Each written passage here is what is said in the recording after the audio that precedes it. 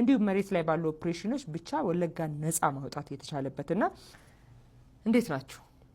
ብልጽግና ፓርቲ አፍሪካ ላይ ካሉ ከተፈጠሩ ፓርቲዎች ለየት የሚያደርገው እውነታን አይክድም፣ እውነታን ይቀበላል፣ የሚማር ፓርቲ ነው። በየጊዜው ማንኛውም ሰው ሀሳብ ያለው ሰው መጥቶ ሀሳብ ሲሰጥ ይሄ ቢስተካከል ሲል ይቀበላል፣ ራሱን ያርማል።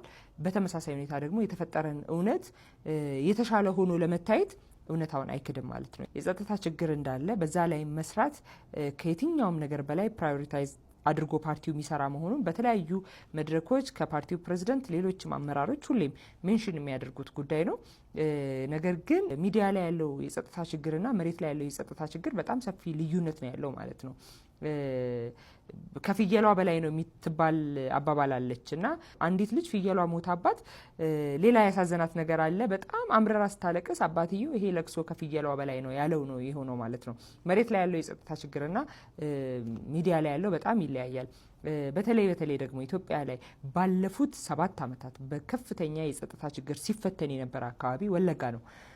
ወለጋ መንግስት በትክክል ይህን የጸጥታ ችግር ለማሻሻል ለማስተካከል በተለያዩ ሜቶዶች የሰላም ጥሪ ከማቅረብ ከመማጸን ኑ በሰላም አብረን በጋራ ተወያይተን ችግሮቻችንን ፈተን ህዝቡ በሰላም ይኑር በማለት 7 ዓመቱ ሙሉ በመለመን እንዲሁም መሬት ላይ ባሉ ኦፕሬሽኖች ብቻ ወለጋን ነፃ ማውጣት የተቻለበትና ያንም ደግሞ የጸጥታ ችግር አለ ተብሎ የሚታሰቡ አካባቢዎች ላይ ፋብሪካዎች ተተክለው የተለያዩ የመስኖ ግድቦች ተሰርተው በጣም ትልልቅ ፋብሪካዎች ተሰርተው እንዲሁም ደግሞ የመሰረት ድንጋይም ተቀምጠው ልክ እንደ ሌሎች የኢትዮጵያ ከተሞች ደግሞ በኮሪደር ልማት ከተሞች የነቀምት ከተማ እንደዛ ተውባ መታየቱ የጸጥታ ችግሩ በጣም መሻሻል ብቻ ሳይሆን ፉሊ በጣም ከጸጥታ ስጋት የወጣበት አካባቢ መሆኑን ማሳያ ነው። ነገር ግን አንድ ረንደም ሰው መንገድ ላይ ያስቆማችሁ ወለጋ ምን አይነት አካባቢ ነው ብትሉ ወለጋ ምንም አይነት እንቅስቃሴ የማይደረግበት ከፍተኛ የጸጥታ ችግር ያለበት በሚል ነው ሜንሽን የሚያደርግላችሁ ማለት ነው። ስለዚህ የጸጥታ ጉዳይ የፐርሰፕሽን ኢሹ ነው ማለት ነው።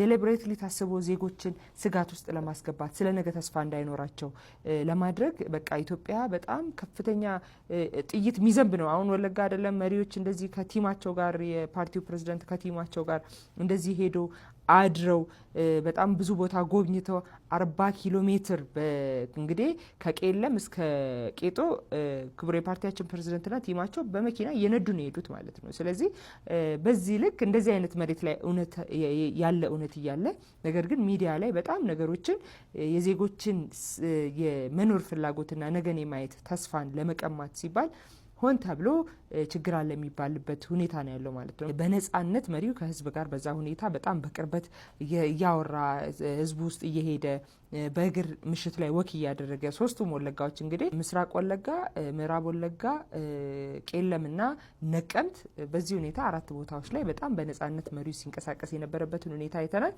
ነገሮችን ቆም ብለን ማየት ምክንያቱም አዲስ አበባ ላይ እኔ አንድ በራሴ በግሌ የሰራሁት ጥናት ዝም ብሎ ረንደም ሰዎችን ማስካርጌ ኢትዮጵያ ላይ እስኪ ያለ ችግር ምን ይመስላችኋል ብዬ ስጠይቃቸው አብዛኛው ሰው የሚያነሳው የጸጥታ ችግር ነው የመለሱልኝ።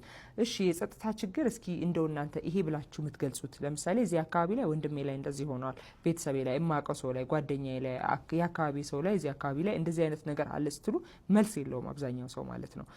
አብዛኛው ሰው ሚዲያ ላይ ናሬት ተደርጎ አእምሮ ውስጥ እንዲኖር የተፈለገው ነገር ነው ያኖረው ማለት ነውና ይህንን ነገር መሬት ላይ ያለው እውነት ምንድን ነው የሚለውን በደንብ አስበን በየአካባቢው የሚታዩ ጥቃቅን የጸጥታ ችግሮች በመንግስት የሰላም ጥሪ እንዲሁም ደግሞ መሬት ላይ ባለው ኦፕሬሽን ሙሉ በሙሉ በሚባል ደረጃ ነፃ እየወጣ ነው ያለው። ህዝባችን ሰላማችንን ማወክ ለሚፈልግ በተለይ አሁን ሚዲያ ላይ እያስኬዱ ያሉት የሰላም የለም ናሬሽን ወደዛ ማምጣት ፍላጎት ስላላቸው ነው። አሁን እነሱ ሁሌ ምኞታቸውን ነው የሚናገሩት ኢትዮጵያ ላይ በቃ ሰላም የለም በሚል ህዝቡ ስጋት ውስጥ እንዲገባ ነው። ስለዚህ ይሄ ምኞታቸው እንዳይሳካላቸው ሁሉም አካባቢ የሚኖር ማህበረሰባችን ሁሉም ኢትዮጵያውያን ስለ ሰላም በጋራ መስራት ይጠበቅብናል። በተለይ ሰላማችንን ለማወክ የሚሰሩ የውስጥ ባንዳዎችንና የውጭ ባንዳዎችን በደንብ ልንከላከል ይገባል። ኢትዮጵያ ሰላም ናት የሚለውን ግን ከሁሉ በፊት ማሰብና ማመን ይጠበቅብናል ማለት ነው። ይህንኑ ለማለት ፈልጌ ነው። አመሰግናለሁ።